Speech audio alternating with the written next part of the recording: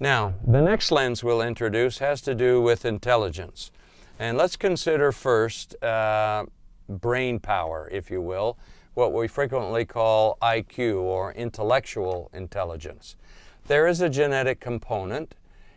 We know from early childhood development that it can be environmentally encouraged. For example, parents who read to their children or sing to their children are perhaps unknowingly, but nevertheless giving their children a word vocabulary head start on life, where parents who don't are actually inhibiting the vocabulary and the mental development of their children.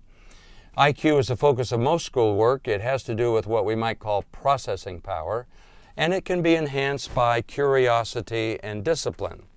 Well, it turns out, that the people with the highest IQ don't necessarily make the best managers or leaders. Daniel Goleman's work on emotional intelligence suggests that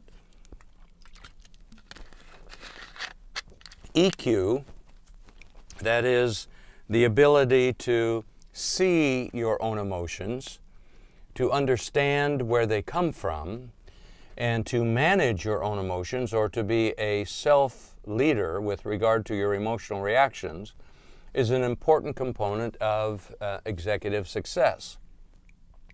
Now, you'll notice here that I'm making a parallel to our leadership point of view discussion earlier, which had three components.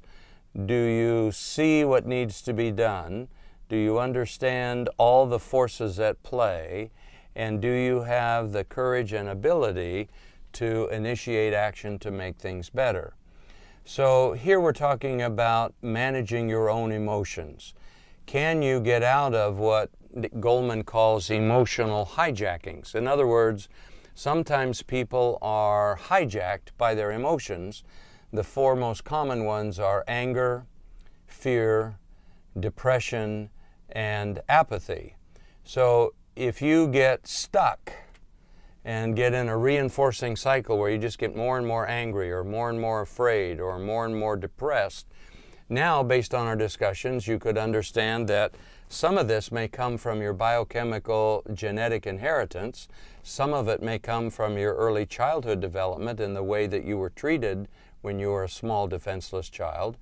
And with that understanding, and figuring out what the assumptions are that you've picked up in life that may contribute to your anger, your fear, your depression, or your apathy, you can begin to manage those things. A third kind of intelligence would be what we might call social quotient. That is, do you recognize the emotions of others, or are you clueless about that? Do you understand where their emotions are coming from, which probably is going to include an understanding of what their underlying values, assumptions, beliefs, and expectations are? And then do you have any skill in coaching them to understand how their vabes are connected with their level 1 behavior, their visible behavior, and get them to think about, if you want to change your behavior, you might have to change your underlying assumption. So this is why the title of the book is Level 3 Leadership. If you can understand your own and those of others, values, assumptions, beliefs, and expectations about the way the world is or should be, you have an enormously powerful tool for helping yourself and others shape behavior. It's the fundamental basis of therapy. It's the basis of cultural analysis and cultural change. And we'll learn some more about that when we get to large organizational issues. So social quotient, unlike emotional quotient, has to do with paying attention to the role of emotions in others and understanding this, remember the REB model, where underlying vabes affect our behavior based on reaction to events in the world around us. And then we come to a fourth kind of intelligence, what we might call CQ, or change quotient. Do you see the need to change? Now, if your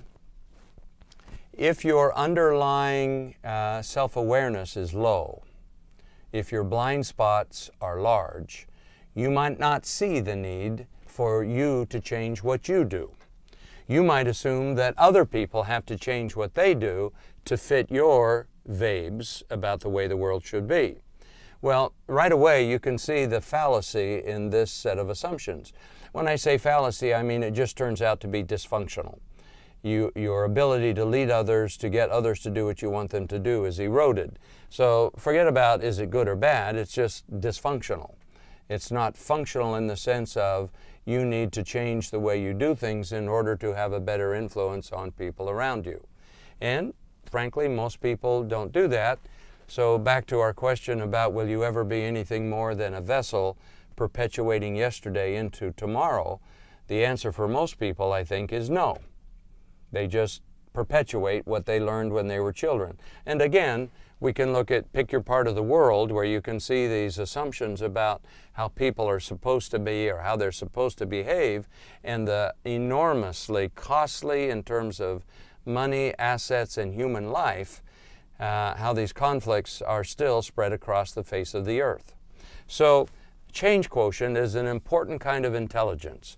Do you recognize, do you see the need to change in yourself? Are you comfortable with that? Do you understand the change process? Are you a change master? And do you have any skill in leading that process? So we'll have a whole segment on leading change as we go forward.